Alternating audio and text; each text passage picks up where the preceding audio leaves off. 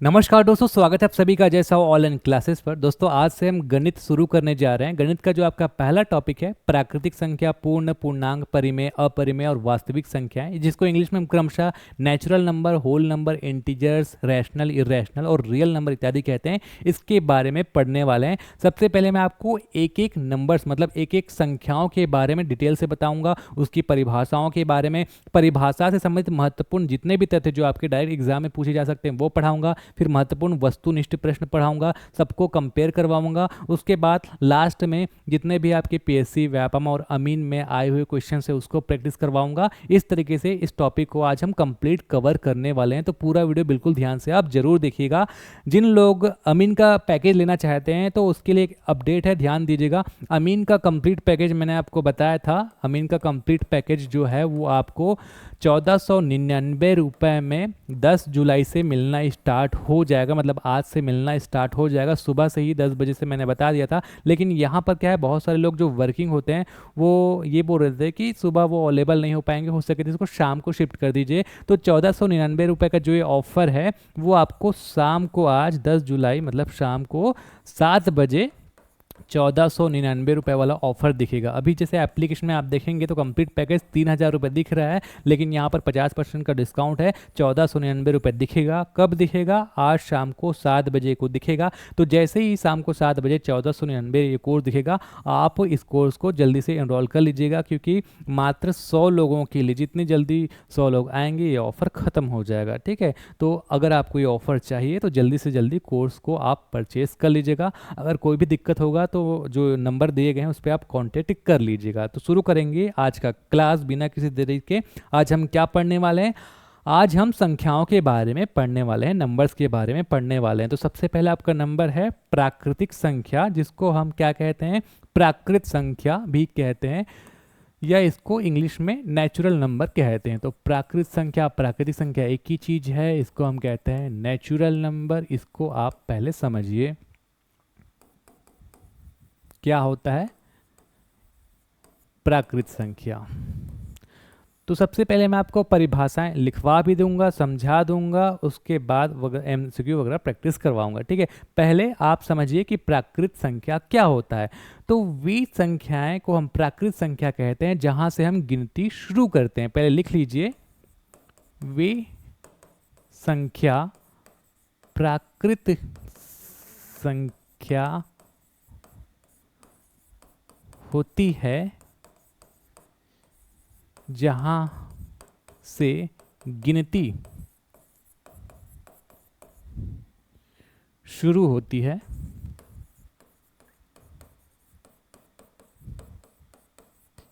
और यह अनंत तक चलता है, और यह अनंत तक चलता है, इसका अंत नहीं होता है। समझिए इसको। ठीक है, प्राकृत संख्या का एग्जाम्पल देखिए क्या होता है। प्राकृत संख्या ये 1 2 3 4 5 ऐसे पूरा अनंत तक चलेगा। हमने क्या परिभाषा में पढ़ा था कि जहां से हम गिनना शुरू करते हैं। जैसे मैं एग्जांपल के तौर पे बोलूं कि वहां पर 6 लोग खड़े हैं, मुझे पता है, आपको बोलूंगा कि आप गिन कर आओ कि वहां पर कितने लोग खड़े हैं। तो आप कैसे गिनोगे? 1 2 3 4 5 6। अगर 1 लाख लोग खड़े भी होंगे तो 1 लाख ऐसे पूरा 1 से लेकर ही शुरू करेंगे ना। ऐसे नहीं कि आप शुरुआत 0 से करेंगे। 0 1 2 3 ऐसे कोई गिनता है क्या? बिल्कुल नहीं गिनता। तो ध्यान देंगे कि जो 0 होता है वो प्राकृत संख्या के अंतर्गत नहीं होता, क्योंकि हम 0 से गिनना शुरू नहीं करते। तो परिभाषा में ही अर्थ छुपा हुआ है। जहां से हम गिनती शुरू करते हैं, 1 से गिनती शुरू करते हैं और अनंत तक आपको लेके जाना है। तो 1 से लेकर अनंत तक जितने भी संख्या हैं वो आपका प्राकृतिक संख्या या फिर नेचुरल नंबर के अंतर्गत आता है। ध्यान देंगे कि 0 को हम इसमें शामिल नहीं करते, 0 को इसमें शामिल नहीं करना है आपको। इतनी बातें समझ में आई। अब इसकी कुछ विशेषताओं के बारे में मैं आपको बताऊंगा, उसको आप लिख लीजिएगा। प्राकृत संख्याओं की जो विशेषताएं होती हैं, क्या क्या होती है, क्योंकि कई बार डायरेक्ट यहां से क्वेश्चन पूछ दिया जाता है ना। विशेषताएं, अगर आपसे पूछा जाए सबसे छोटी प्राकृत संख्या बताइए, तो आप जीरो नहीं लिखेंगे, आप लिखेंगे एक। क्या लिखेंगे? एक, क्योंकि प्राकृत संख्या होता है एक दो तीन, पूरा अनंत तक चलता है। तो सबसे छोटी प्राकृत संख्या होगा आपका एक। ये अच्छी विशेषता होगी एक, है ना, जो कि एग्जाम में कई बार पूछ दिया जाता है। उसके बाद प्रत्येक अगली जो प्राकृत संख्या होती है, प्रत्येक अगली प्राकृत संख्या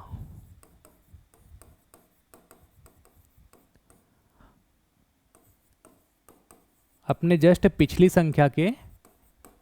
संख्या से एक अधिक होती है। कितना?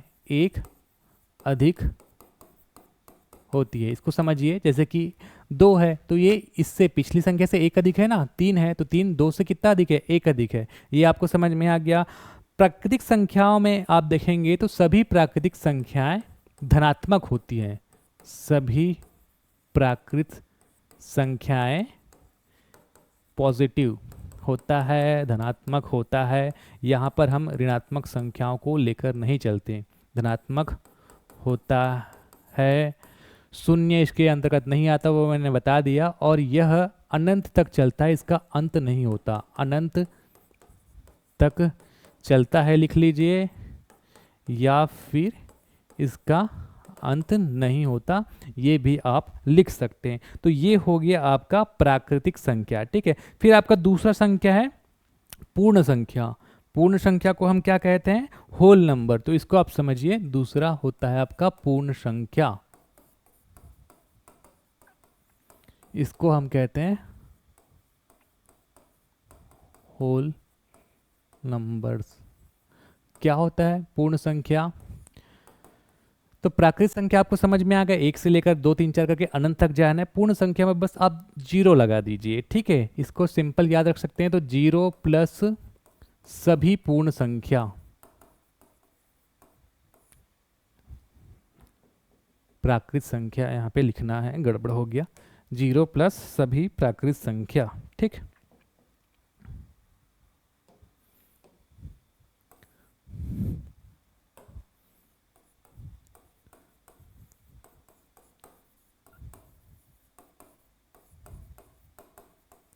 प्राकृत संख्या को हमने देखा था ना कि एक दो तीन चार से लेकर अनंत तक चलता है। तो पूर्ण संख्या क्या होगा? जीरो से चालू होगा और बाकी जितने भी प्राकृत संख्या है एक दो तीन चार, ये भी अनंत तक चलेगा। तो इसके परिभाषा में क्या लिख सकते हैं आप? शून्य सहित सभी प्राकृत संख्या को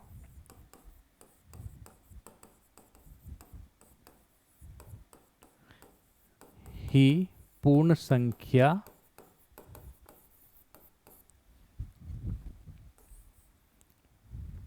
कहा जाता है। इसकी विशेषताओं के बारे में भी लिख लीजिए।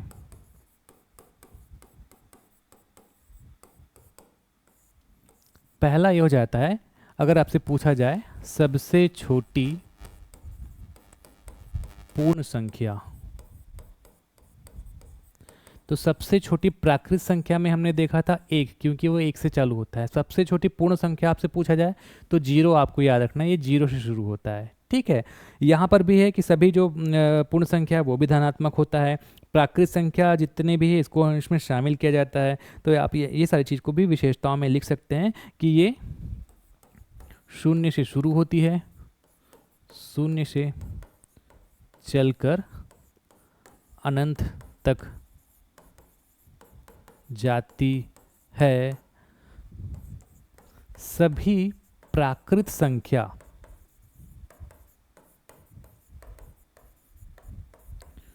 पूर्ण संख्या होती है। इसको समझिए, यहां पर देखिए एक से लेकर यहां तक सब प्राकृत संख्या है ना। तो जितने भी प्राकृत संख्या है वो पूर्ण संख्या है क्या? बिल्कुल है। लेकिन क्या सभी पूर्ण संख्या प्राकृत संख्या है क्या? देखिए जीरो को हम प्राकृत संख्या में तो नहीं रखते ना, तो सभी प्राकृत पूर्ण संख्या को हम प्राकृत संख्या नहीं कह सकते। ठीक है, सभी प्राकृत संख्या पूर्ण संख्या होता है, क्योंकि ये जितना भी प्राकृत संख्या वो पूर्ण संख्या के अंतर्गत आता है। लेकिन सभी पूर्ण संख्या प्राकृत नहीं हो सकता, क्योंकि जीरो को हम प्राकृत संख्या के अंतर्गत नहीं लेते। ठीक है, अब हम आगे बढ़ते हैं। चलिए एक और लिख लीजिए, इसमें भी कोई ऋणात्मक संख्या नहीं होता।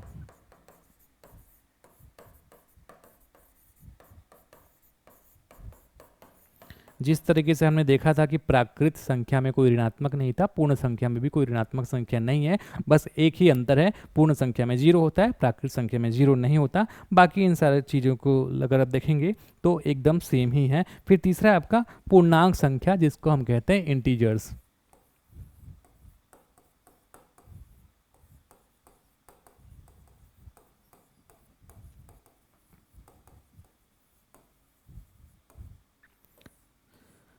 ठीक है, अब यहाँ पर देखेंगे तो आपको ऋणात्मक संख्याएं भी देखने को मिलेगा, शून्य भी देखने को मिलेगा, और जितने भी धनात्मक संख्या हैं ये भी देखने को मिलेगा। ये दोनों साइड अनंत तक चलता है। ठीक है, शून्य से चालू होगा, 1 2 3 4, तो इस तरफ से भी अनंत तक चलेगा। और इधर ऋणात्मक भी होता है, तो -1 -2 -3 -4, और इधर भी दोनों दिशाओं में ये अनंत तक चलता है। ठीक है, तो पूर्णांक संख्या क्या होता है, इसमें ऋणात्मक संख्या भी होती है, आपका शून्य भी होगा, और आपका धनात्मक भी होगा। हम इसको क्या कहते हैं, ऋणात्मक वालों को ऋणात्मक पूर्ण संख्याएं, इसको हम कहते हैं ऋणात्मक पूर्ण संख्या, इसको हम कहते हैं धनात्मक पूर्ण संख्या। और जीरो को क्या कहा जाता है, इसको कहा जाता है उदासीन पूर्ण संख्या। ठीक है, अब अगर इसकी विशेषताओं के बारे में देखें तो लिख लीजिए, आपको पता होनी चाहिए।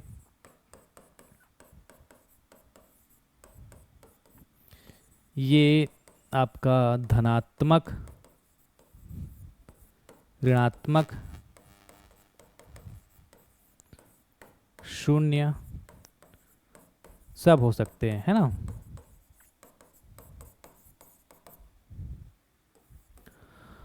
और क्या देख सकते हैं, यहाँ पर आप देखेंगे तो पूर्णांक संख्या जो है वो दोनों दिशाओं में अनंत की तरफ जाता है, तो दोनों दिशाओं में अनंत होता है। ऋणात्मक में भी देखना ना, अनंत तक जा रहा है, दोनों दिशाओं में अनंत होगा, अनंत तक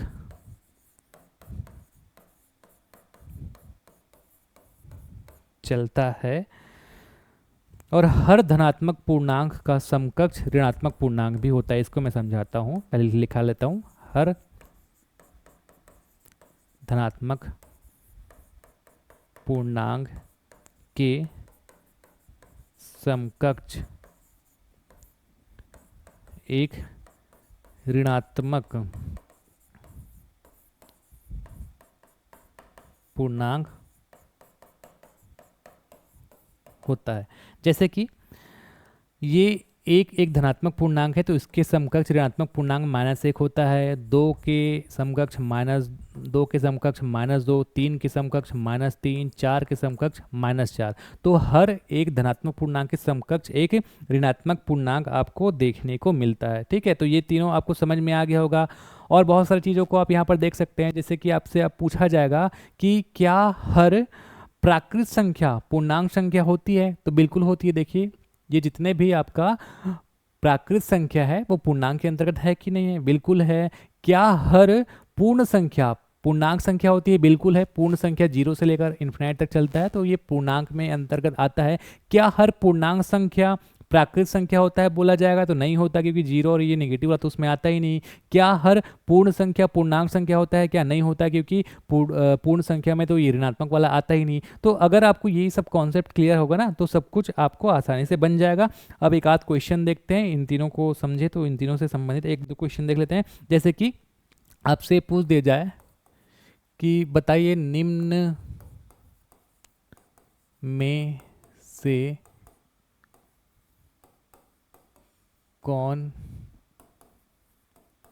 कौन सी संख्या पूर्णांक संख्या है।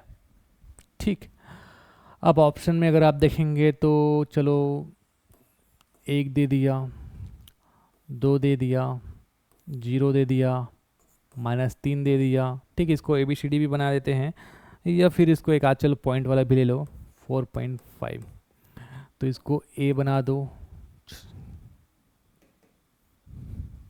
इसको इस तरीके से बनाते हैं, इसको 1 2 3 ये 4 और ये 5। तो ऑप्शन ए में हो गया केवल 1, बी में चल डाल दिया गया 1 2 और 3, सी में अगर डाल दिया गया 1 2 0 -3 और डी में डाल दिया गया सभी। इस तरीके से अगर आपका क्वेश्चन बनता है कि निम्न में से कौन कौन सी संख्या पूर्णांक संख्या है ना, तो यहाँ पर आप देखेंगे 1 जो है पूर्णांक संख्या में आएगा, 2 भी आएगा, 0 भी आएगा, -3 भी आएगा, 4.5 है ना। दशमलव वाला कोई भी जो चीज़ है वो पूर्णांक के अंतर्गत नहीं आता। आगे हम परिमेय संख्याओं के बारे में पढ़ेंगे, अपरिमेय, भिन्न इत्यादि के बारे में पढ़ेंगे, तो उसमें इसको देखेंगे। दशमलव वाला कभी भी आप देखेंगे ना पूर्णांक में नहीं आता। तो यहाँ पर ये जो है ना ऑप्शन सी, ये 1 2 0 और -3 ये आपका आ जाएगा। 4.5 जो है वो दशमलव वाला है और ये पूर्णांक के अंतर्गत नहीं आएगा। ठीक है, इतना आपको समझ में आ गया। अब प्राकृतिक पूर्ण और पूर्णांक की आप तुलना करेंगे। तीनों को हमने पढ़ा ना, पहला पढ़ा हमने प्राकृत संख्या, और दूसरा पढ़ा हमने पूर्ण संख्या, और तीसरा पढ़ा हमने पूर्णांक संख्या।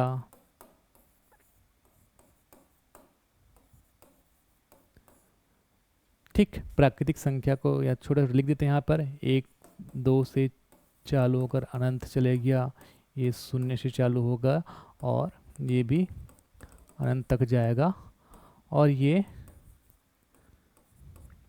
ऋणात्मक भी होता है, शून्य भी होता है और धनात्मक भी होगा। ठीक, अब एक आप टेबल बना लीजिएगा।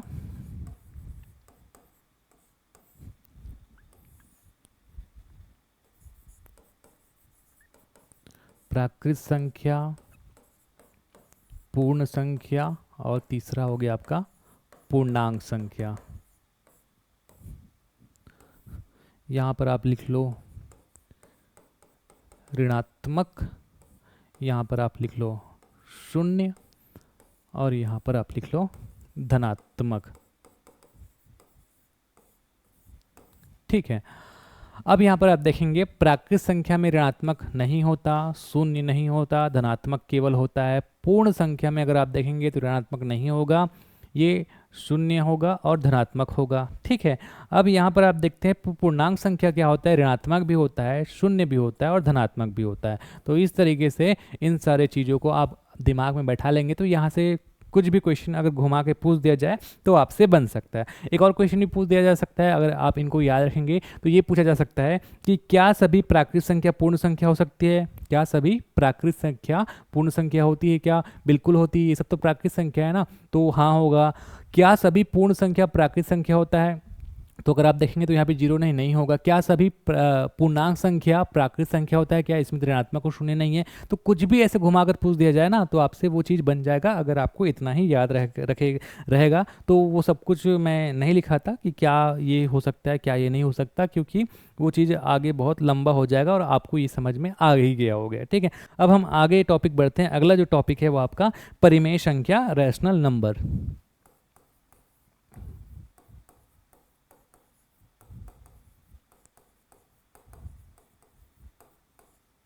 पहले समझ लेते हैं फिर क्वेश्चन वगैरह देखेंगे। ठीक है, क्या कहते हैं इसको हम, रैशनल नंबर्स। क्या होता है परिमेय संख्या? ऐसी संख्या, लिख लीजिए यहाँ पे, ऐसी संख्या जिसको हम p/q के फॉर्म में लिख सकते हैं।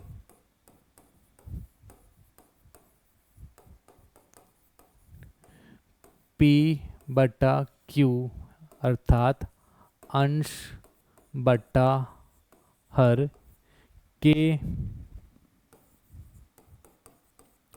रूप में लिख सकते हैं, उसको हम परिमेय संख्या कहते हैं। और ये जो P और Q है वो पूर्णांक संख्या हो सकती है, कोई दिक्कत नहीं है, होना चाहिए, है ना, होगी, अभी लिख लीजिए, होगी। और यहाँ पर जो Q है वो कभी भी 0 नहीं होगा, ठीक है। अब इसको आप समझ लीजिए, कोई भी ऐसी संख्या जिसको हम P/Q मतलब अंश बटा हर के फॉर्म में लिख सकते हैं, वो आपका परिमेय संख्या होगा। जैसे कि 1/2, यहाँ पर देखिए P 1 हो गया और Q 2 हो गया, तो P/Q के फॉर्म में लिख सकते हैं 1/2 को, या फिर 0.5। अगर इसको कहा जाए कि ये परिमेय संख्या है कि नहीं बताइए, तो 0.5 को हम 1/2 तो लिख सकते हैं ना, तो ये परिमेय संख्या है, ठीक है, इसको आप समझिएगा। उसी तरीके से अगर आप देखेंगे तो -3/4, या फिर इसको यहाँ पर या भी लिख लेंगे, एक ही चीज़ है, या -0.75, ये परिमेय संख्या है, ये भी परिमेय संख्या है। इसके अलावा अगर 4/2 को देखेंगे या 2 को भी देखेंगे, इसको कटाओगे तो 2 आ जाएगा, या फिर 2 को क्या आप लिख सकते हैं 2/1 भी तो लिख सकते हैं ना। अगर किसी के भी हर में हम 1 लगाते हैं तो उसका कोई वैल्यू तो होता नहीं, लेकिन P/Q के फॉर्म में मतलब अंश बटा हर के फॉर्म में तो लिख पा रहे हैं, तो ये जो है परिमेय संख्या के अंतर्गत आएगा। अगर आपसे पूछा जाए कि 0 को आप परिमेय संख्या मानेंगे कि नहीं मानेंगे, तो 0 को भी मान सकते हैं, क्योंकि 0 को भी आप 0/1, क्योंकि 1 का तो कोई मतलब नहीं होता, तो 0/1 के फॉर्म मतलब P/Q के फॉर्म में तो लिख पा रहे हैं ना, तो ये जो 0 है ये भी परिमेय संख्या के अंतर्गत आएगा कि नहीं आएगा, आएगा। लेकिन अगर आप देखेंगे, हमने एक चीज़ भी कहा था कि नीचे जो है कभी भी 0 नहीं होना चाहिए, जैसे कि 1/0 को आप परिमेय संख्या नहीं बता सकते, 2/0 या कोई भी संख्या जिसमें नीचे में 0 लग जाता है, तो वो तो आप जानते हैं ना कि इसका उसको हम अनंत ही मानते हैं, मतलब उसका वो वैल्यू नहीं मानेंगे, तो यहाँ पर परिमेय संख्या नहीं होगा, ठीक है। तो ये परिमेय संख्या आपको समझ में आ गया। अब परिमेय संख्याओं के विशेषताओं के बारे में हम देखते हैं।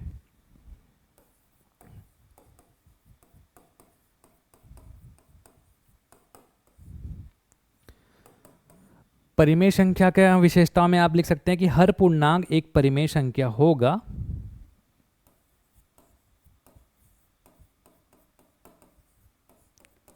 एक परिमेय संख्या होगा। कैसे? पूर्णांक में क्या क्या आता है, -3 आ गया, -2 आ गया, -1 आ गया, 0 आ गया, 1 आ गया, 2 आ गया, 3 आ गया, तो सब में आप कोई टेंशन नहीं है, नीचे 1 लगा लो, है ना, कोई दिक्कत है क्या? कोई दिक्कत नहीं है। तो जितना भी पूर्णांक है वो परिमेय संख्या हो सकता है क्या? बिल्कुल हो सकता है। हर भिन्न संख्या परिमेय संख्या होगी। हर भिन्न संख्या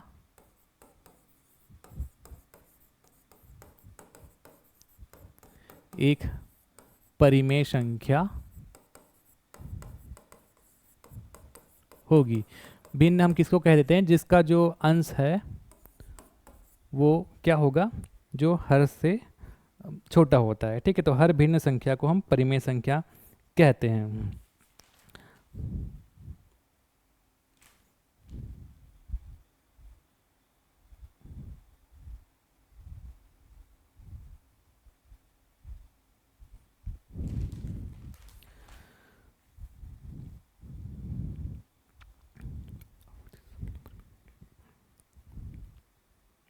चलिए आगे आप विशेषताएं लिख लीजिए। हर समाप्त होने वाली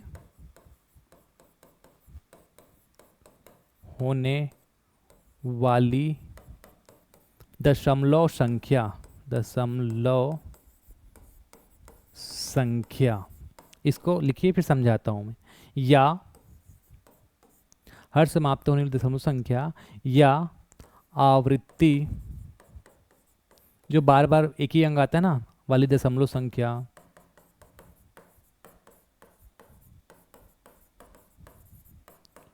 को हम परिमेय संख्या मानते हैं।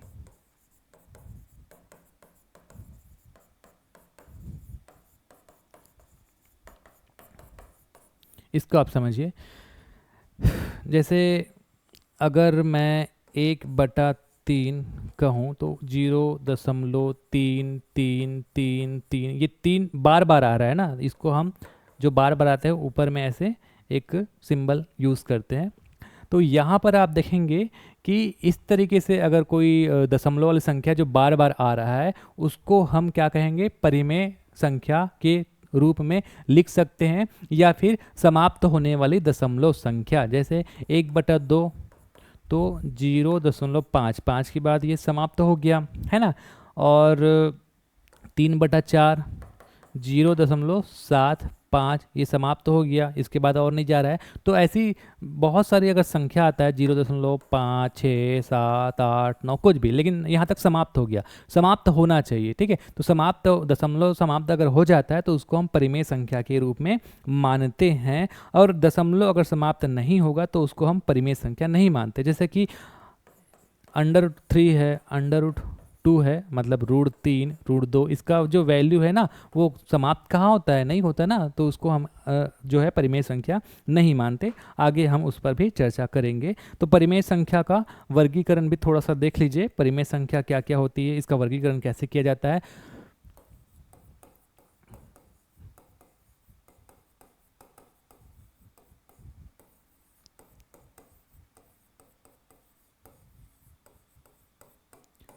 तो पहला हो जाता है आपका धनात्मक परिमेय संख्या, उसके बाद ऋणात्मक परिमेय संख्या, उसके बाद होता है पूर्णांक, उसके बाद दशमलव वाला रूप, है ना।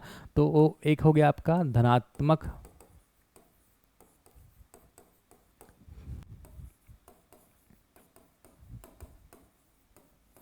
धनात्मक में क्या आ जाएगा, जैसे कि 1 हो गया, 1/2 हो गया, 3/4 हो गया, 5/6 होगा, ये धनात्मक परिमेय संख्या हो गया। उसके बाद अगर ऋणात्मक देख लीजिए, ऋणात्मक परिमेय संख्या में -1 -3/4 -5/6, तो ये सब जो है ऋणात्मक परिमेय संख्या हो गया, ठीक है। और यहाँ पे पूर्णांक में क्या होगा, जितने भी पूर्णांक परिमेय हो जाता है,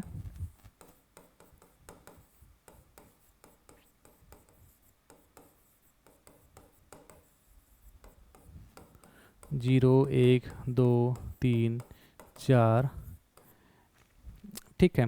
तो ये आपका पूर्णांक परिमेय संख्या हो जाता है, क्योंकि इसके क्यू में हम क्या लगा सकते हैं, इसके नीचे हम 1 लगा सकते हैं, इधर माइनस में भी आप जा सकते हैं, नीचे हम 1 लगा सकते हैं।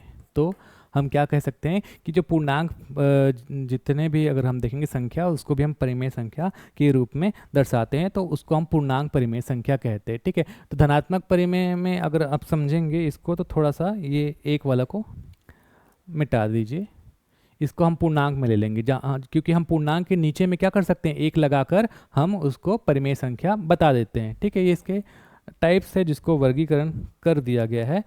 फिर अगला है आपका, एक धनात्मक समझ में आ गया ना, 1/2 ऋणात्मक समझ में आ गया, पूर्णांक मतलब कोई भी संख्या रहेगा पूर्णांक, उसके नीचे में 1 लगा देंगे, और फिर आपका दशमलव परिमेय संख्या। तो हमने देखा था कि इसमें दशमलव पूर्ण होना चाहिए और आवृत्ति वाला होना चाहिए, जो बार बार आता है, एक ही संख्या बार बार जो संख्या आता है वो वाला हो गया। जैसे कि 0.5 0.75 ये हो गया, 1.333, ये सब जो है ये आपका क्या हो जाएगा, ये परिमेय संख्या होगा। अब हम बात करेंगे अगला, अपरिमेय संख्या। अपरिमेय संख्या को हम कहते हैं इर्रेशनल नंबर। कौन सा क्रम है ये आपका, 4 हमने पढ़ लिया, 5वां है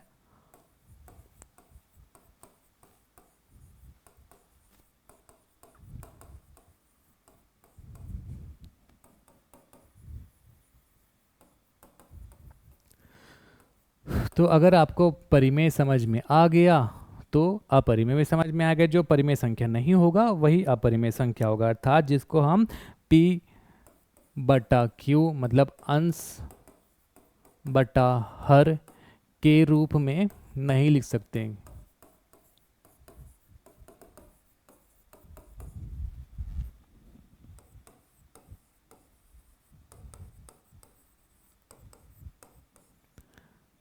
उसको हम क्या कहते हैं? अपरिमेय संख्या कहते हैं। अब इन संख्याओं में खास बात क्या होती है, इसको हम p बाई क्यू में क्यू के रूप में नहीं लिख सकते, क्योंकि जो इसका जो दशमलव है वो ख़त्म नहीं होता, चलते रहता है, आवृत्ति वाला भी नहीं रहता और ख़त्म भी नहीं होता। दशमलव जो शून्य के बाद आता है वो अनंत तक चलता है। लिख लो।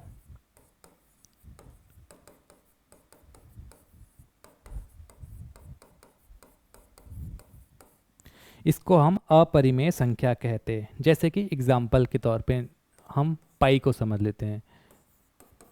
पाई को हम अपरिमेय संख्या कहते हैं। देखिए पाई का वैल्यू हम कोई भी गणितीय प्रॉब्लम सॉल्व करने के लिए 22/7 तो कह देते हैं, लेकिन पाई का जो एक्चुअल वैल्यू है वो अनंत तक चलता है, 3.14, उसके बाद बहुत आगे तक ये चलते रहता है। अगर आप देखेंगे तो पाई का वैल्यू जो है वो अनंत तक जाता है। तो दशमलव जो है ना वो अनंत तक जा रहा है। हम क्या कर रहे हैं, इसको p/q के फॉर्म में नहीं लिख पाते। ये सिर्फ हम अपना जो गणितीय रूप में जो है कोई प्रायोगिक ज्ञान को हम क्या करते हैं, इसको सॉल्व करने के लिए, हम प्रैक्टिकल को सॉल्व करने के लिए, क्वेश्चंस को सॉल्व करने के लिए बस यूज़ करते हैं। लेकिन 22/7 के रूप में अगर पाई को रखोगे तो वो भी एक्चुअल है नहीं, मतलब ये दशमलव अनंत तक चलता है। पाई का एग्जैक्ट ऐसे वैल्यू अगर बता पाना तो बड़ा मुश्किल है, ठीक है। उसी तरीके से √2, √3 इसका जो वैल्यू होता है ये भी अनंत तक चलते रहता है ना, 1.41 ऐसे आगे आगे तक जाएगा। और √3 का भी वैल्यू अगर आप देखेंगे तो 1.7 और एकदम आगे तक जाएगा, ठीक है। तो यहाँ पर आप ध्यान देंगे जैसे कि वर्गमूल में ऐसा दिमाग भी लगाना है, सबको हम अपरिमेय नहीं कह सकते। वर्गमूल 4 है तो 4 जो है वर्गमूल को सॉल्व अगर करेंगे तो 2 आ जाएगा ना, और 2 को हम 2/1 लिख सकते हैं। तो ये परिमेय संख्या है। ऐसा जो वर्गमूल जिसका जो दशमलव है वो अनंत तक चलता है ना, उसको हम कहेंगे अपरिमेय संख्या। और अगर कोई वर्गमूल है सॉल्व करने पे अगर आपका पूर्णांक संख्या मिल जाएगा तो वो क्या हो जाएगा, परिमेय संख्या हो जाएगा, ठीक। तो इसको आप ध्यान रखेंगे। परिमेय संख्या कभी भी जो होता है वो अपरिमेय नहीं होगा, और उसका उल्टा भी अपरिमेय कभी भी परिमेय नहीं होता, ठीक है। इसको भी एक समझने के लिए बॉक्स बना लीजिए।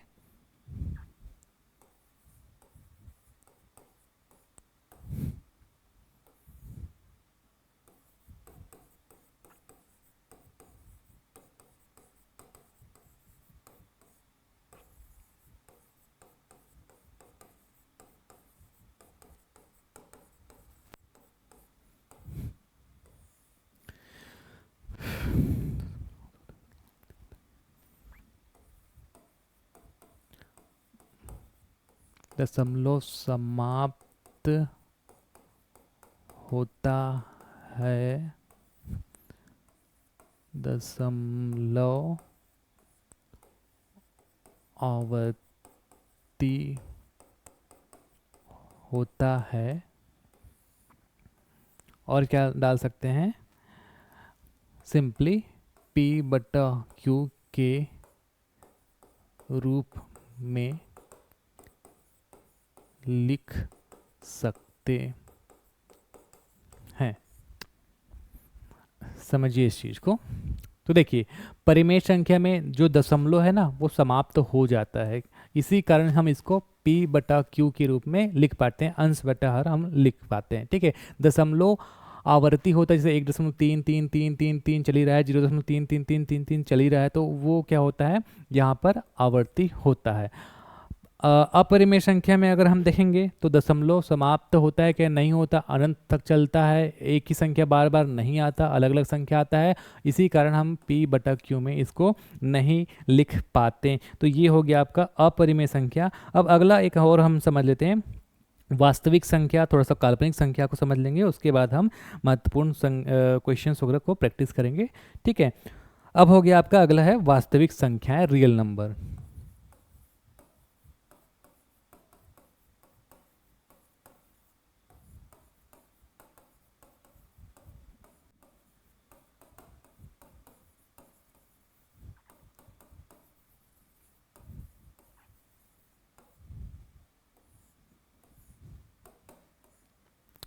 क्या होता है वास्तविक संख्याएं? जो काल्पनिक संख्याएं होती है उसको छोड़ के जितने भी संख्याएं होती है वास्तविक संख्याएं। तो आपने काल्पनिक संख्या पढ़ी नहीं है तो आपको अभी समझ नहीं आ रहा होगा कि क्या क्या होगा वास्तविक संख्याएं। तो वे सभी संख्याएं जिसे हम संख्या रेखा पर निरूपित कर सकते हैं, संख्या रेखा पर क्या कर सकते हैं, दर्शा सकते हैं। तो वास्तविक संख्या वे सभी संख्या होती हैं जिन्हें हम, लिख लीजिए,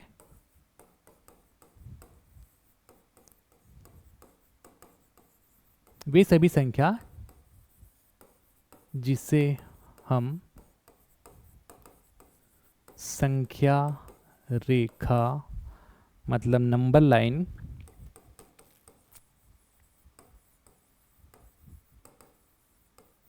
पर लिख सकते हैं, दर्शा सकते हैं, एक ही बात है।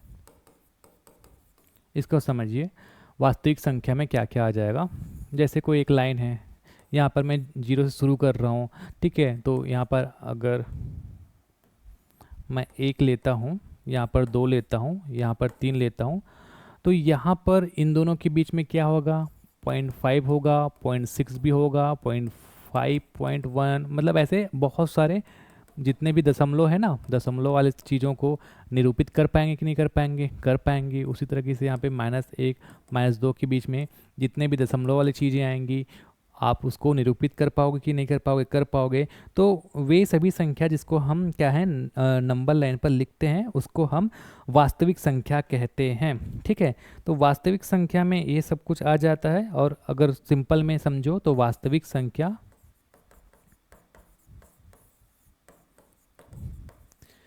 जितने भी परिमेय संख्या है प्लस जितने भी अपरिमेय संख्या है,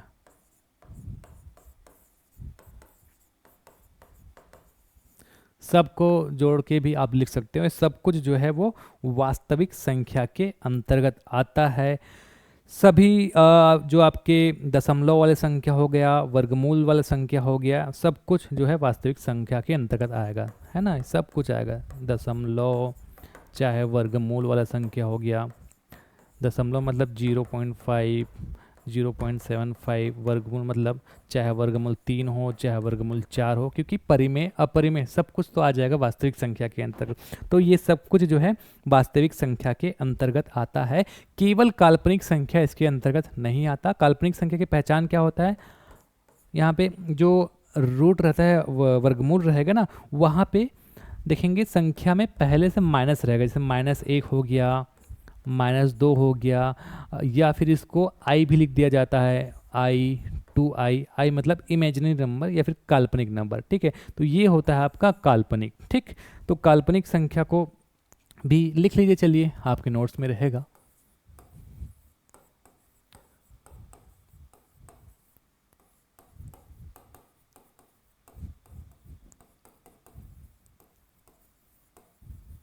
इमेजिनरी नंबर ये होता है आपका काल्पनिक संख्या। इसे हम किससे दर्शाते हैं, ए से दर्शाते हैं। तो वे संख्याएं जिनका वर्ग ऋणात्मक संख्या होता है, वे संख्याएं लिख लीजिए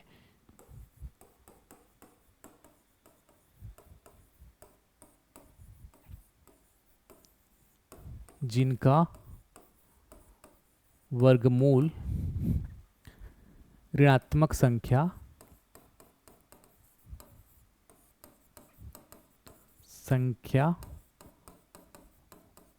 होती है, जैसे कि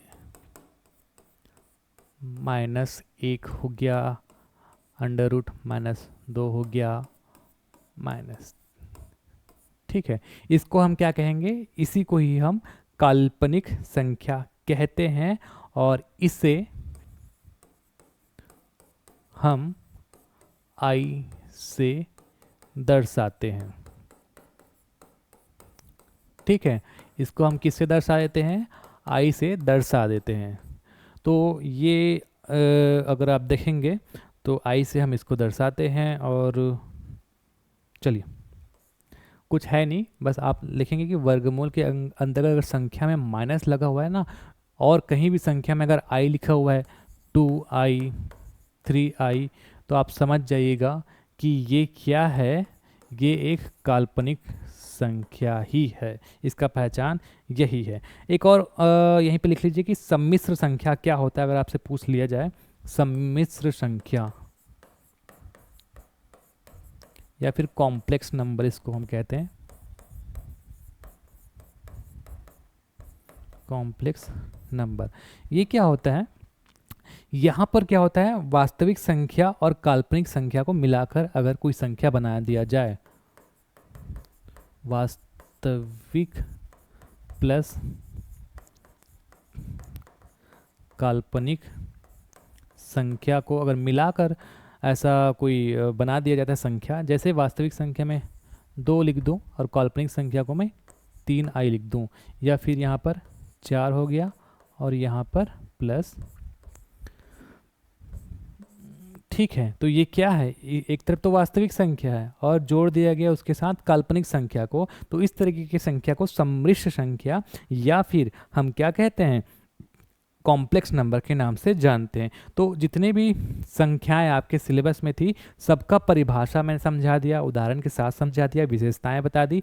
उम्मीद करता हूं कि आपको समझ में भी आ गया होगा और याद भी आ गया होगा, है ना। और एक छोटा सा इमेज बना लीजिए आप, जो मैं इमेज यहाँ पर बनाने जा रहा हूँ, जिससे आप उस इमेज को एक ट्रिक के माध्यम से समझिए। एक ट्रिक है ये, इस ट्रिक को देखेंगे ना तो कभी भी क्वेश्चन जैसे आपसे पूछा जाएगी कि प्राकृतिक संख्या बताइए कि सभी प्राकृतिक संख्या पूर्ण संख्या होती कि नहीं होती, सभी परिमेय संख्या क्या पूर्णांक होता है कि नहीं होता, इस तरीके से कुछ भी पूछ दिया जाए ना तो आपको समझ में आ जाएगा। और वैसे जितना भी मैंने कॉन्सेप्ट समझाया अगर आपको वो समझ में आ गया हो तो वैसे भी समझ में आ जाएगा।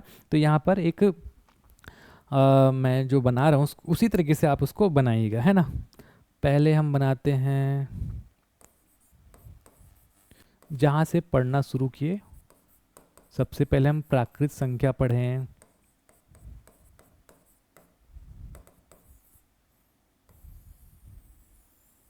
ठीक है। उसके बाद हम क्या पढ़ें, हम पढ़े पूर्ण संख्या,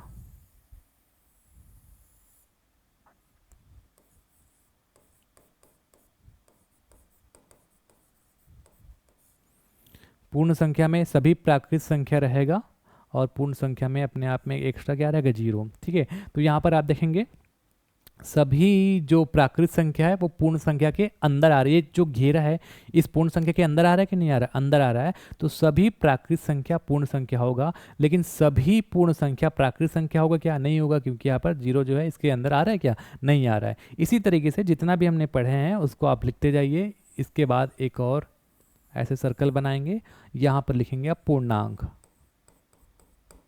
पूर्णांक संख्या, इसमें क्या आप एक्स्ट्रा -3 -2 -1 और ये इन्फिनाइट तक जाएगा, है ना। अब यहाँ पर आप देखेंगे कि सभी प्राकृत संख्या पूर्ण संख्या है, सभी पूर्ण संख्या जो है वो पूर्णांक, सॉरी, सभी प्राकृत संख्या पूर्णांक संख्या है, सभी पूर्ण संख्या भी पूर्णांक संख्या है। लेकिन ये जो पूर्णांक का जो घेरा आप देख रहे हैं ना वो पूर्ण के अंतर्गत नहीं आ रहा है और प्राकृत के अंतर्गत नहीं आ रहा है। तो सभी पूर्णांक संख्या न कि पूर्ण संख्या है, न कि सभी पूर्णांक संख्या प्राकृत संख्या के अंतर्गत आएगा, ठीक है। तो समझ गए ना आप। उसी तरीके से आगे आप बनाएंगे एक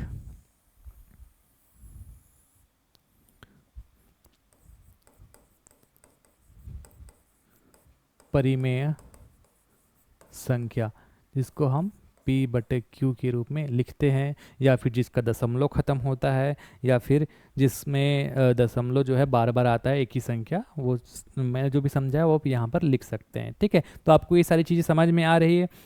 उसके बाद अपरिमेय संख्या को अलग कर लीजिए।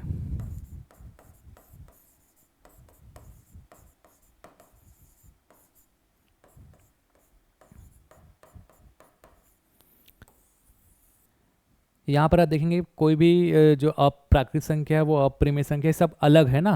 तो यहाँ से कोई कनेक्शन नहीं है, ये सब चीज़ अलग है। और जितने भी इन सब को हम सबको परिमेय संख्या से लेके अपरिमेय संख्या सबको क्या कहते हैं, वास्तविक संख्या कहते हैं,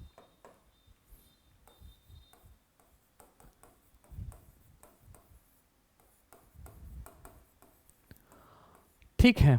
और एक और अलग से यहाँ पर एक काल्पनिक संख्या बना लीजिए, क्योंकि काल्पनिक संख्या तो बिल्कुल अलग है, जो वास्तविक संख्या नहीं है वो काल्पनिक संख्या, इमेजिनरी नंबर के अंतर्गत आएगा। तो अगर आपको ये समझ में आ जाता है इमेज ना, तो आप बहुत सारे क्वेश्चंस को भी बना पाएंगे। ठीक, तो इतना आपको समझ में आ गया, बहुत अच्छी बात है, बहुत सारे क्वेश्चंस आपसे बन जाएंगे। अब हम करेंगे क्वेश्चन की प्रैक्टिस।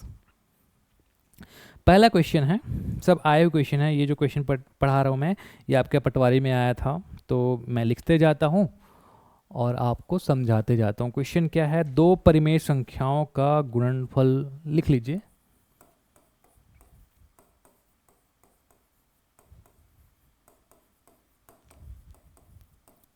दो परिमेय संख्याओं का गुणनफल होगा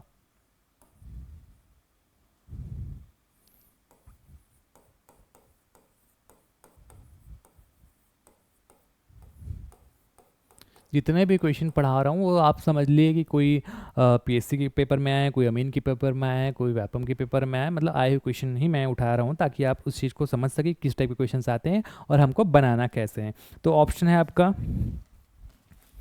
पहला हो जाता है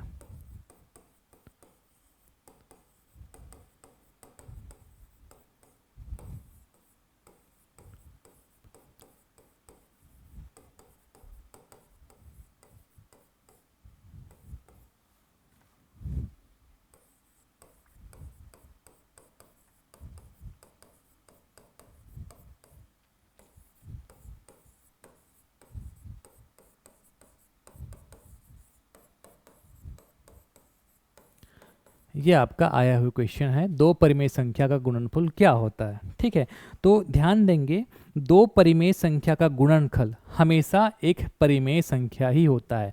दो परिमेय संख्या का गुणनफल हमेशा एक परिमेय संख्या ही होगा। उत्तर आपका ए है, राइट आंसर। इसको आप थोड़ा सा समझ लीजिए।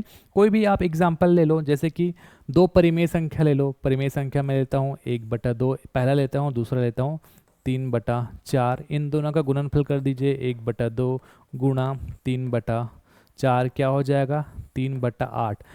तो 3/8 क्या है, इसको जिसको हम p/q के रूप में लिख पा रहे हैं वो तो परिमेय संख्या होगा कि नहीं होगा, होगा। तो दो परिमेय संख्या का गुणनफल परिमेय संख्या होगा। कुछ भी आप ले लो, है ना, जरूरी नहीं है। आप कोई पूर्णांक संख्या भी ले लो, एक कोई आपने 2 ले लिया, एक को -3 ले लिया, तो इन दोनों को आप गुणा कर लो, कितना आएगा, -6 आएगा। -6 को हम -6/1 लिख सकते हैं कि नहीं लिख सकते, लिख सकते हैं। इसको भी हम क्या लिख पा रहे हैं, p/q के फॉर्म में लिख पा रहे हैं कि नहीं लिख पा रहे हैं, बिल्कुल लिख पा रहे हैं। तो दो परिमेय संख्या का गुणनफल हमेशा एक परिमेय संख्या होता है, इसको आपको ध्यान में रखना है। ठीक है, तो ये आसान सा क्वेश्चन था। आगे बढ़ते हैं। अब एक क्वेश्चन आया हुआ था, काल्पनिक संख्या को पहचाने करके।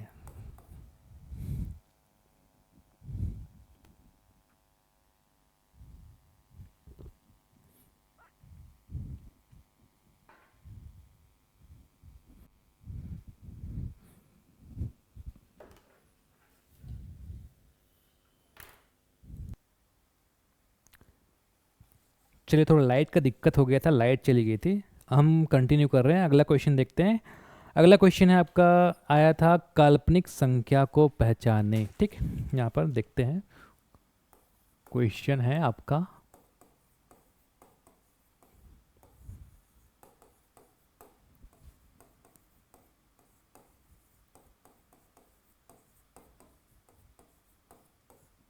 आपके ऑप्शंस हैं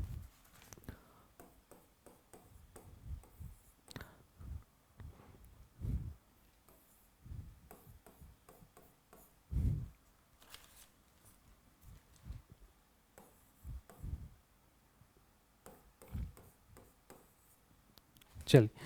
तो यहाँ पर क्वेश्चन आया था कि काल्पनिक संख्या को आपको पहचानना है। तो काल्पनिक संख्या में हमने सिंपल से ये देखा था कि आपको कोई संख्या में या तो आई लिखा हुआ दिखना चाहिए, या तो फिर जो वर्गमूल है उसके अंतर्गत की जो संख्या उसमें माइनस होना चाहिए। ठीक है, तो यहाँ पर देखेंगे, तो ये जो संख्या है ना आपका, ये संख्या आपका काल्पनिक संख्या, तो इसका जो ऑप्शन है ये आपका ऑप्शन नंबर डी हो जाएगा। तो ये भी आसान सा क्वेश्चन है, इसको आप समझिए। अब कुछ भाज्य अभाज्य वाली संख्या को देखेंगे। तो भाज्य अभाज्य संख्या तो बहुत सिंपल है। अगर आपको अभाज्य संख्या के बारे में नहीं पता तो वो भी बता देता हूँ। अभाज्य संख्या को हम कहते हैं प्राइम नंबर। इसको देख लीजिए क्या है ये, अभाज्य संख्या या फिर जिसको हम प्राइम नंबर कहते हैं, क्या है अभाज्य संख्या या फिर प्राइम नंबर?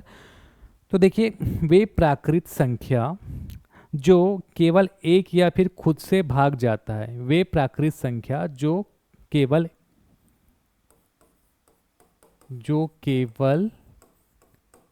एक या खुद से भाग जाता है,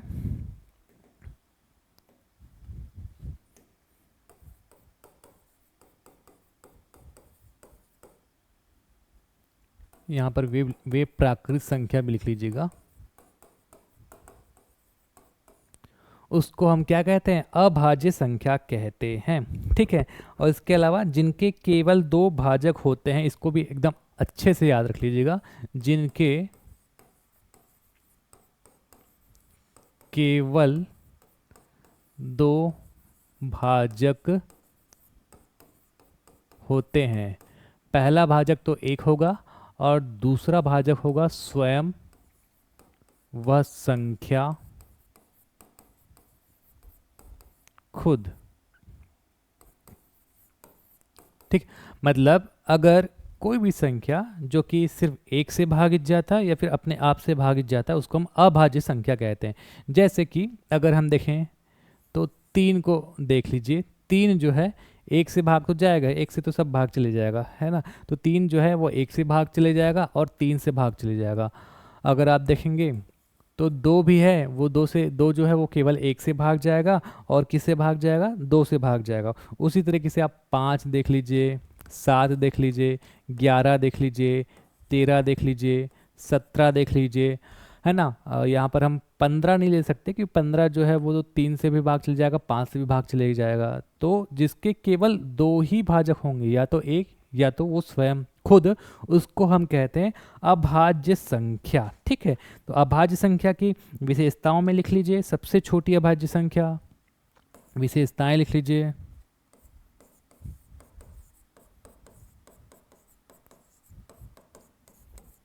सबसे छोटी अभाज्य संख्या अगर आपसे पूछा जाए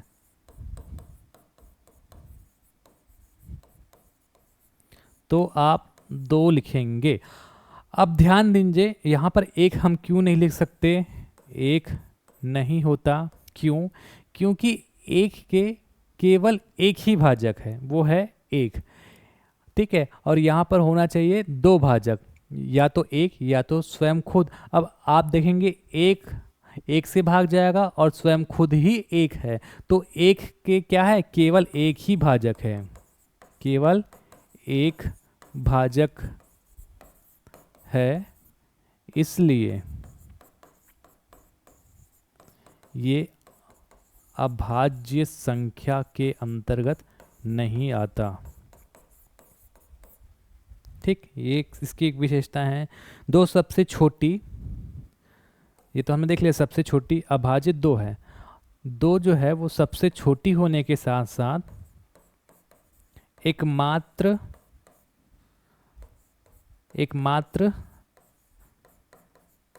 सम संख्या वाला अभाज्य है। 2 के अलावा आप जितने भी अभाज्य संख्याओं को देखेंगे, प्राइम नंबर्स को देखेंगे, तो वो विषम संख्याएं हैं, है ना? तो ये चीज़ आपको ध्यान में रखना है। एक को अभाज्य क्यों नहीं माना जाता वो भी मैंने आपको बता दिया। जो अभाज्य संख्या नहीं होते उसको हम क्या कहते हैं? भाजक संख्या कहते हैं, या फिर उसको कंपोजिट नंबर कहते हैं। तो भाज्य संख्या क्या होता है, जस्ट इसका उल्टा याद रख लेना।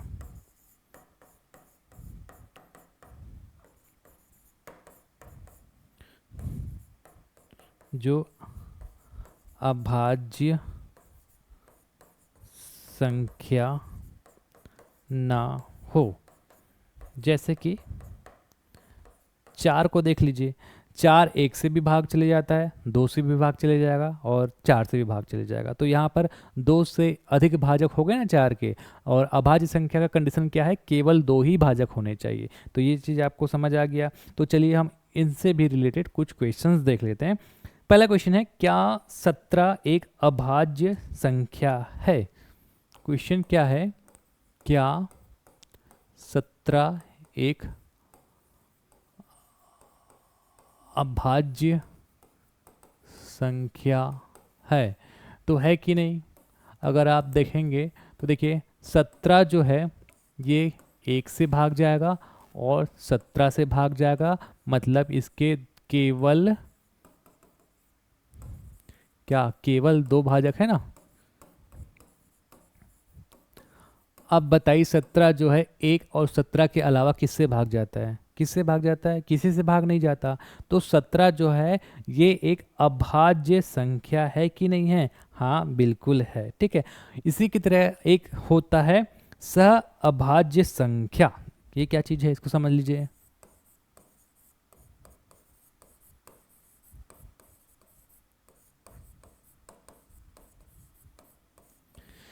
इसको हम क्या कहते हैं? को प्राइम नंबर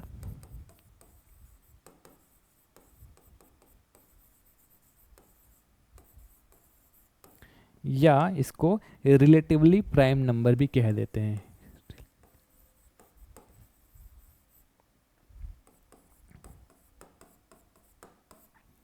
क्या होता है सह अभाज्य संख्या? अब इसको आप समझिए, संख्याओं का ऐसा युग्म जिसमें एक के अलावा कोई अन्य उभयनिष्ठ गुणनखंड ना निकले। इसको लिख लीजिए, फिर मैं आपको समझाता हूँ। संख्याओं का ऐसा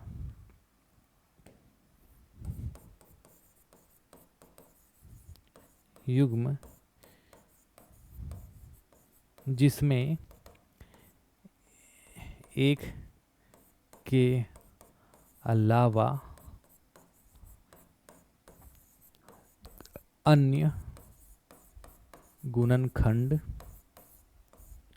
ना निकले।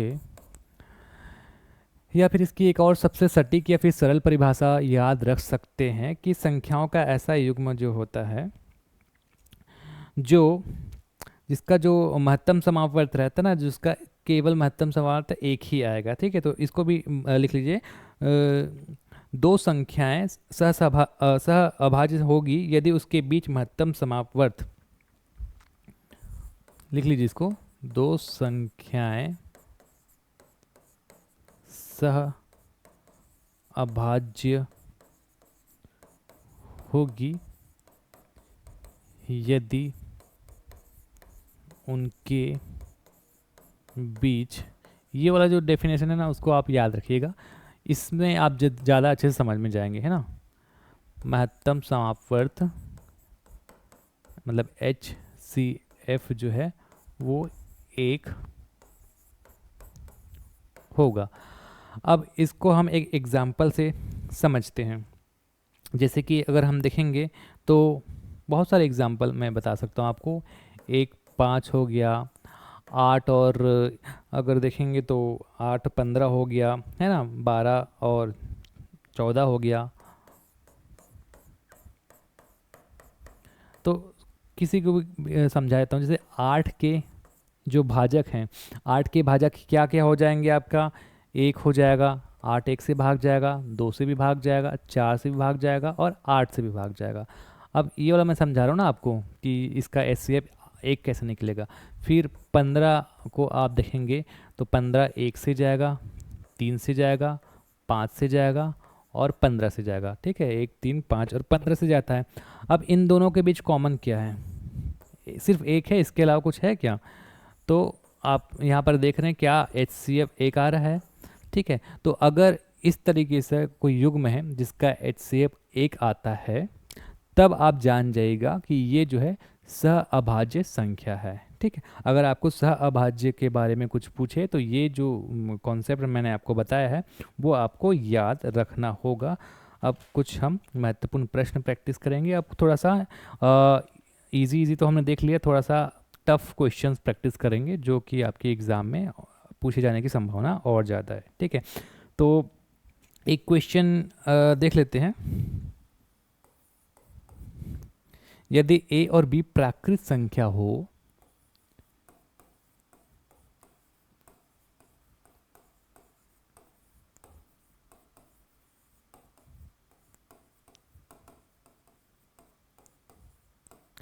ए और बी क्या हो रहा है, प्राकृत संख्या हो, और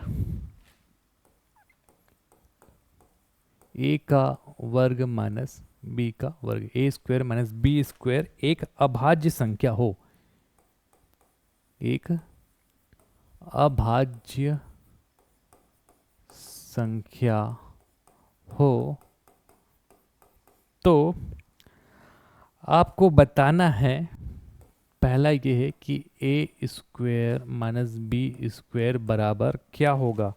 पहला हो जाता है आपका ए प्लस बी होगा, दूसरा ऑप्शन है ए स्क्वायर माइनस बी स्क्वायर बराबर आपका ए माइनस बी होगा, तीसरा ऑप्शन है आपका ए माइनस बी बराबर 2, और डी वाला ऑप्शन हो जाएगा आपका ए प्लस बी बराबर 2। ठीक है, इस टाइप का कोई अगर क्वेश्चन आता है तो आप कैसे बनाएंगे। तो यहाँ पर आप देखेंगे क्या बोल रहा है, सबसे पहले तो यदि a और b प्राकृत संख्या हो, प्राकृत संख्या मतलब एक से शुरू होगा, a मतलब 0 नहीं हो सकता, b भी 0 नहीं हो सकता। ठीक है, तो प्राकृत संख्या को हम शुरू करेंगे 1 से, और a square minus B square का जो वैल्यू आएगा वो एक अभाज्य संख्या होगा। अभाज्य संख्या मतलब हमने देखा था ना कि अभाज्य संख्या में 2 हो सकता है, 3 हो सकता है, 5 हो सकता है, जो भी होगा इसका जो वैल्यू आएगा वो अभाज्य संख्या होगा। तो आपको बताना है कि इनमें से कौन सा जो पॉइंट है वो सही आएगा। ठीक है, तो यहाँ पर हम देखते हैं, सॉल्व करते हैं कि चलो हम ये मान लेते हैं, यदि सॉल्व करें ए और बी को कुछ ना कुछ तो वैल्यू मानना पड़ेगा हमको, ताकि हम इसको सॉल्व करके पता कर सकें कि इनमें से कौन सा फिट बैठ रहा है। तो ए और बी को प्राकृत संख्या बोला गया है, और हम ए स्क्वायर माइनस बी स्क्वायर निकालेंगे, तो कोशिश करेंगे कि ए को बड़ा रखेंगे, क्योंकि अगर हम ए को छोटा रखेंगे तो यहाँ पर वैल्यू माइनस आएगा। हालांकि वो भी संभव है, वो भी किया जा सकता है, लेकिन हम यहाँ पर ए को बड़ा रख लेते हैं।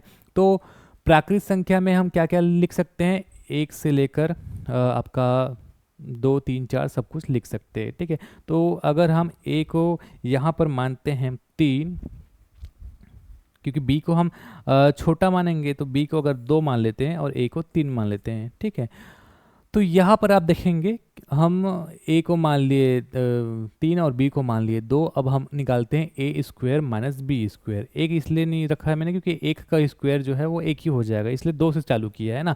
तो ए का स्क्वायर माइनस बी का स्क्वायर आप निकालो, क्या होगा, ए का स्क्वायर मतलब हो जाएगा 3 का स्क्वायर माइनस 2 का स्क्वायर, 3 का स्क्वायर 3 तिया 9 माइनस 2 दूने 4, आ जाता है आपका 5। ठीक है, अब यहाँ पर आप देखेंगे, यहाँ पर अगर आप देखेंगे तो इसको हम 5 को और क्या लिख सकते हैं, 5 को लिख सकते हैं 3 प्लस 2 लिख सकते हैं, और 3 यहाँ पर क्या है, a है, प्लस 2 क्या है, b है। तो a का स्क्वायर माइनस b का स्क्वायर बराबर a प्लस b, ये ऑप्शन आ रहा है कि नहीं आ रहा है, बिल्कुल आ रहा है ना।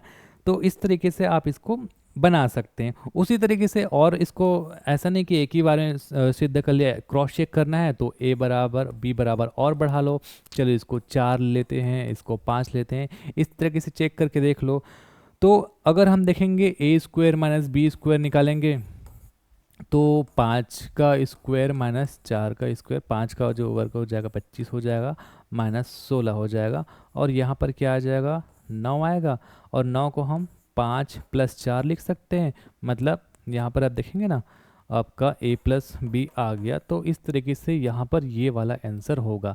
ठीक है, क्योंकि यहाँ पर आप देखेंगे ना तो आना भी, इसलिए हम इस तरह की संख्या ले रहे हैं कि ध्यान देंगे ए स्क्वायर माइनस बी स्क्वायर का जो वैल्यू आ रहा है ना वो अभाज्य भी होना चाहिए। अभाज्य है 5, बिल्कुल है, यहाँ पर 9 अभाज्य है, बिल्कुल है। अगर मैं मान लो कुछ ऐसी संख्या ले लेता हूँ जैसे कि ए और बी में अगर मैं सपोज ए बराबर 5 ले लेता, बी बराबर 3 ले लेता, ठीक है, ले तो हम कुछ भी सकते हैं ना, 3 2 ले लिए, 5 4 ले लिए। उसी तरीके से अगर मैं 5 3 लेता तो क्या होता, ए स्क्वायर माइनस बी स्क्वायर अगर मैं निकालता तो क्या आता, 5 का स्क्वायर माइनस 3 का स्क्वायर, 5 पंचे 25 माइनस 3 तिया 9, कितना आ जाता, 16 आ जाता। तो 16 क्या अभाज्य संख्या है, नहीं है, है ना। इसीलिए आपको ये सारी चीज़ जब सॉल्व करोगे तो एक एक पॉइंट जो यहाँ पर लिखा हुआ है सबको आपको ध्यान में रखना है। तो आपका जो आंसर आ जाएगा A+B वाला आंसर आ जाएगा। ठीक, ये क्वेश्चन समझ आ गया आपको। आगे बढ़ते हैं। अगला क्वेश्चन है, दो पूर्णांक संख्याओं का योग क्या होगा। आपका जो ऑप्शन है उसमें देख लेते हैं क्या क्या लिखा है। दो पूर्णांक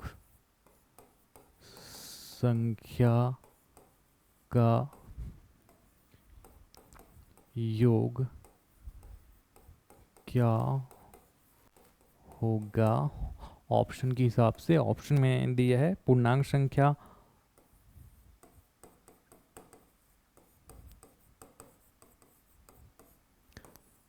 फिर आपका पूर्ण संख्या,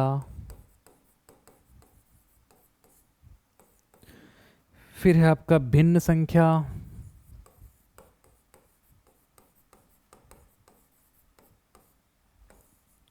फिर है आपका परिमेय संख्या। सॉरी, इनमें से कोई नहीं।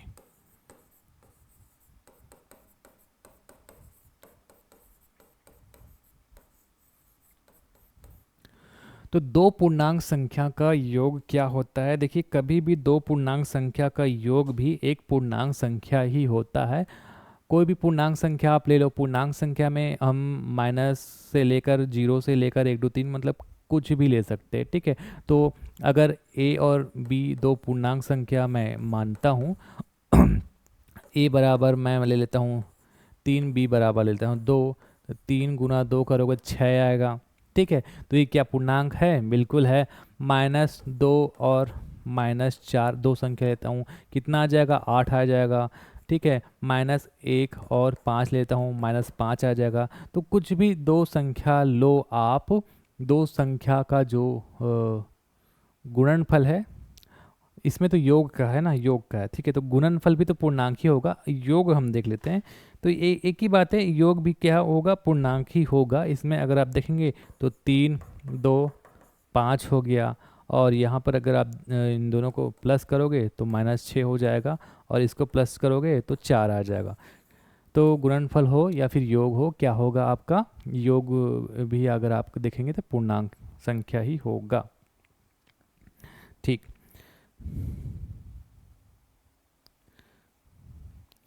फिर अगला प्रश्न है, ये आपका पिछले साल के अमीन पेपर में आया था ये प्रश्न।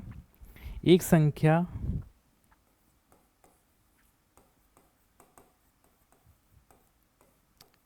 n पूर्ण कहलाती है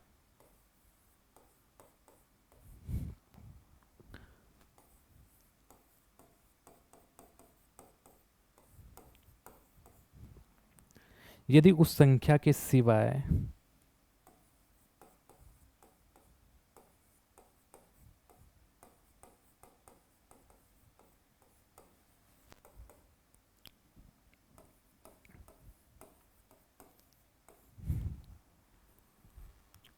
उसके सभी भाजकों का योग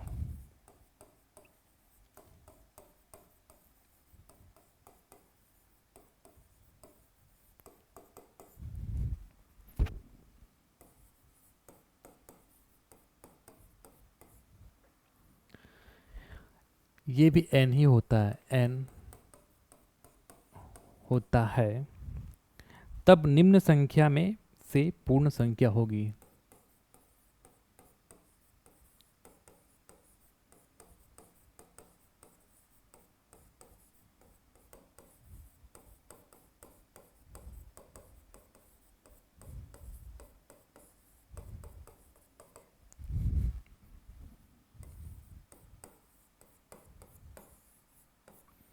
आपके ऑप्शन 6 9 15 और 21।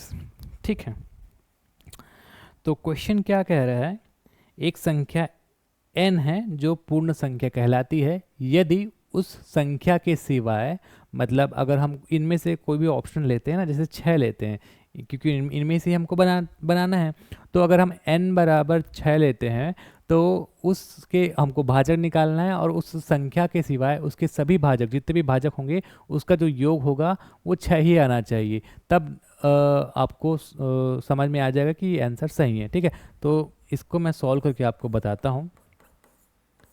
ऑप्शन से हम लेते हैं, यदि कोई भी संख्या अगर n बराबर, मैं यहाँ पर छः लेता हूँ, है ना, तो 6 के भाजक आप निकाल लो।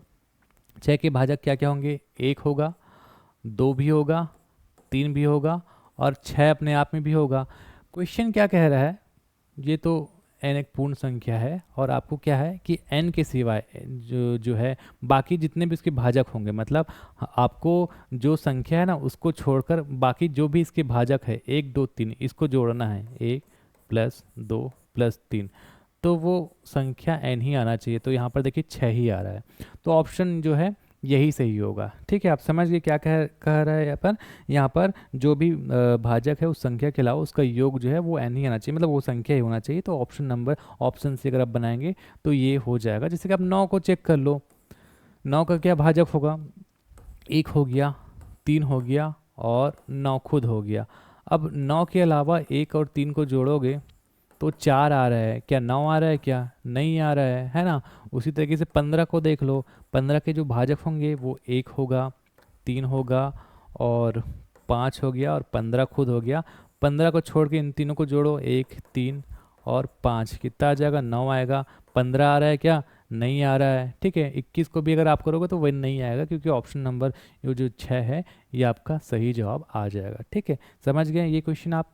अब आगे बढ़ते हैं, अगला क्वेश्चन देख लेते हैं। अगला क्वेश्चन क्या पूछा गया था?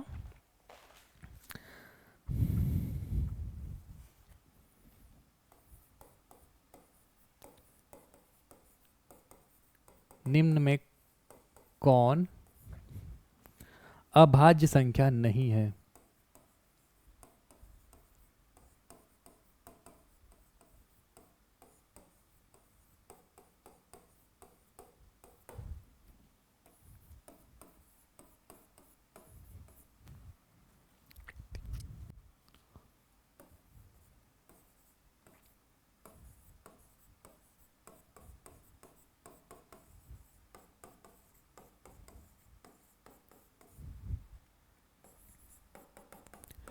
तो आपको बताना है कि इनमें से कौन सी संख्या जो है वो अभाज्य संख्या नहीं है। तो अभाज्य संख्या के संदर्भ में मैंने क्या परिभाषा दिया था कि उसके केवल 2 भाजक होते हैं, या तो 1 होगा वो, या फिर वो संख्या स्वयं होगी। तो यहाँ पर आप देखेंगे 1 के 2 भाजक नहीं है, है ना, तो ये जो है इसका आंसर आएगा। 3 जो है वो अभाज्य है, 7 भी अभाज्य है, तो उत्तर आपका यहाँ पर 1 आ जाएगा। ठीक है, अब अगला क्वेश्चन है लघुत्तम अभाज्य संख्या।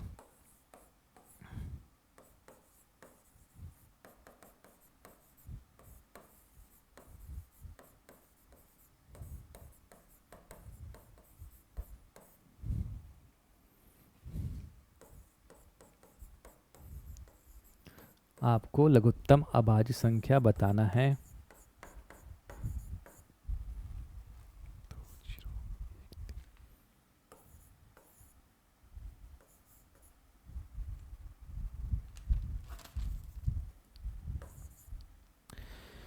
तो बताइए कि दो सबसे छोटा अभाज्य संख्या है, 0 है कि 1 है या फिर 3 है? तो 1 और 0 ये तो वैसे ही अगर आप देखेंगे तो अभाज्य संख्या नहीं है। 3 अभाज्य संख्या है, और 2 भी अभाज्य संख्या है। तो जो 2 है वो सबसे छोटा अभाज्य संख्या। अभाज्य संख्या 2 से चालू होता है ना, 2 3 5 7, इस तरीके से 11। तो अभाज्य संख्या अगर आप देखेंगे तो सबसे छोटा कौन सा है? लघुत्तम अभाज्य संख्या पूछा गया है, तो लघुत्तम अभाज्य संख्या जो है ये 2 है। अगला क्वेश्चन देखते हैं। किसी प्राकृत संख्या n के लिए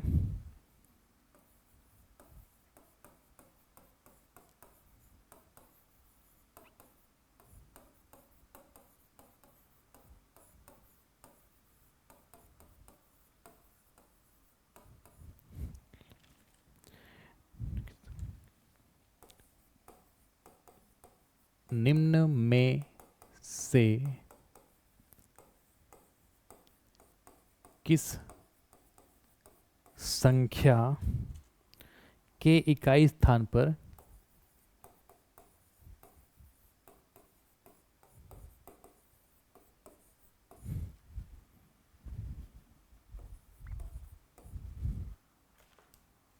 दो हो सकता है।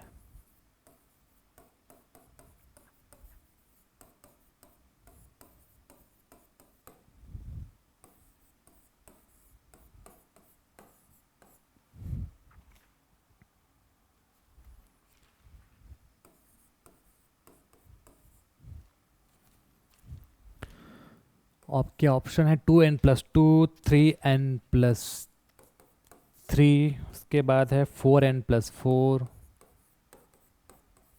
फिर है आपका 7n+7। ठीक है, तो आपको क्या बताना है, किसी प्राकृतिक संख्या n के लिए निम्न में से किस संख्या के इकाई स्थान पर 2 हो सकता है। क्या कहा गया है, प्राकृतिक संख्या n, तो n बराबर बताया गया है प्राकृत संख्या, और प्राकृत संख्या में हम लेते हैं 1, 2, 3, 4, 5, कुछ भी ले सकते हैं, है ना। तो हम अगर n बराबर 1 लेते हैं, n बराबर 1 लेने पर एक एक ऑप्शन को आप जो है यहाँ पर सॉल्व करेंगे। अगर n बराबर 1 लेंगे तो 2n+2 बराबर 2 की घात 1 तो 2 ही होगा ना, कितना हो जाएगा 4। उसी तरीके से 3n+3, 3 की घात 1 रखें या फिर 3+3 ही लिखे, एक ही बात है, कितना हो जाएगा 3 तिया 6, और 4n+4 कितना हो जाएगा 8 हो जाएगा, 7n+7 14 हो जाएगा। तो क्वेश्चन क्या पूछ रहा है, अगर आप n कोई भी प्राकृतिक संख्या लेते हैं तो इनमें से किसके इकाई स्थान पर जो है वो 2 आएगा। तो n बराबर 1 लेने पर कहीं भी 2 नहीं आ रहा है, तो हम n की वैल्यू बढ़ाते हैं, n बराबर 2 लेकर देखते हैं। ठीक है, तो n बराबर हम 2 लेके देखते हैं, n बराबर 2 लेने पर क्या हो जाएगा, n बराबर 2 लेंगे तो 2n+2, 2 की घात 2+2 क्या हो जाएगा 4+2 मतलब 6 हो जाएगा। ठीक है, 3n+3, 3 की घात 2+3, 3 तिया 6+3 बराबर 9 हो जाएगा। 4n+4 है ना, 4 की घात 2+4, 4 चौके 16 +4, ये कितना हो जाएगा 20। ठीक, अब कोई गड़बड़ की है क्या, यहाँ पर गड़बड़ की है, 3 तिया, ठीक कितना होता है 3 तिया 9 होगा, +3 12 होगा। ठीक, 3 की घात यहाँ पर मैं 3 दूने 6 करी था, 3 की घात 2 है, 3 तिया कितना होगा 9। ठीक, तो अब यहाँ पर हम देखेंगे तो सॉल्व तो यहीं पे हो गया था। एक बार 7n+7 भी मैं कर लेता हूँ, 7n+7, 7 की घात 2 +7, 7 सत्ते 49 +7 कितना आ जाएगा 56 आ जाएगा। तो ये देखिए 2 के पावर 2 सब तो सही कि ना, 2 दूने 4, 3 तिया 9, 4 चौके 16। तो यहाँ पर अगर आप देखेंगे तो ये वाले 3n+n यहाँ पर आ रहा है क्या, इकाई में 2 आ रहा है कि नहीं आ रहा है, आ रहा है। तो आपका ऑप्शन 3n+3 ये सही हो जाएगा। समझ गए आप इसको, इकाई में 2 आना चाहिए, तो किसके में आएगा 3n+3 वाले में आएगा। ठीक, फिर अगला क्वेश्चन हम देखते हैं। संख्या 6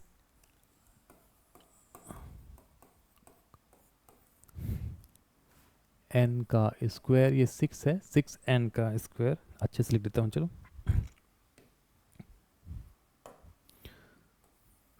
6n का स्क्वायर प्लस 6n, जहां n एक प्राकृतिक संख्या है,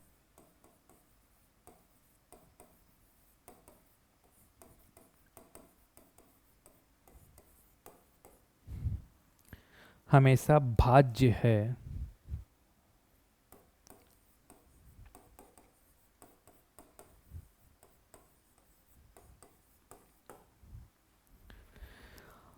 तो किससे भाज्य है? आपके ऑप्शंस हैं ए, बी, सी, डी। 18 से, 12 से, 6 से, 12 से, 6 से, या फिर 6 और 12 से। ठीक है, तो यहाँ पर भी वैसे ही आपको करना पड़ेगा। n प्राकृतिक संख्या है तो n की वैल्यू क्या ले सकते हैं आप? n प्राकृतिक संख्या है तो n की वैल्यू 1, 2, 3, 4 आप ले सकते हैं। अब बस आपको इसको सॉल्व करना है। उसके बाद जो आएगा उसमें आपको देखना है कि वो जो संख्या है वो इनमें से किससे भागित जाएगा। तो अगर आप n बराबर 1 लेते हैं यदि हम n बराबर 1 लेते हैं, ठीक, तो यहाँ पर आप देखेंगे क्या हो जाएगा, 6n का स्क्वायर प्लस 6n क्या हो जाएगा। अगर आप n बराबर 1 लोगे तो 6 और 1 का स्क्वायर प्लस 6 1 क्या हो जाएगा, ये तो 6 ही रहेगा और ये भी 6 ही रहेगा, बराबर आ जाएगा 12।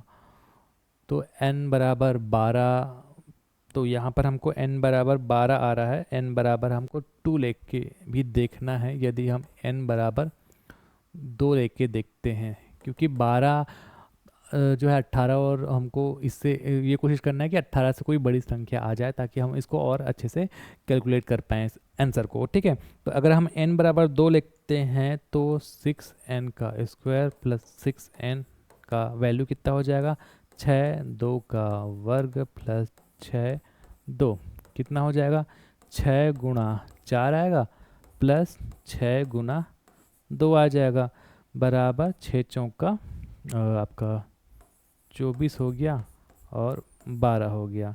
तो कितना हो जाएगा, ये आपका 6 हो गया और 3 हो गया, 36 हो गया। ठीक है, अब अगर हम n बराबर 3 लेते हैं,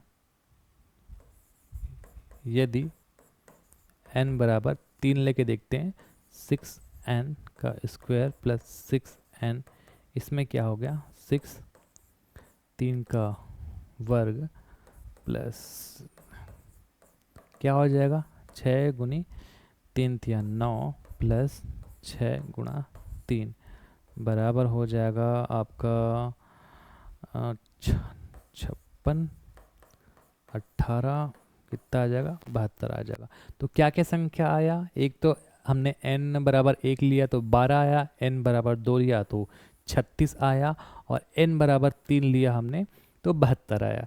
ठीक है, तो अगर हम देखेंगे तो यहाँ पर आप देखिएगा ये जो संख्याएं हैं वो 12 तो 18 से भाग नहीं जाएगा, 12 से तो भाग चले जाएगा, 6 से भी भाग चले जाएगा। 36 जो है वो 18 से भाग चले जाएगा, 12 से भाग चले जाएगा, 12 से भाग जाएगा क्या, 12 दूने हाँ चले जाएगा, और 6 से भी जो है चले जाएगा।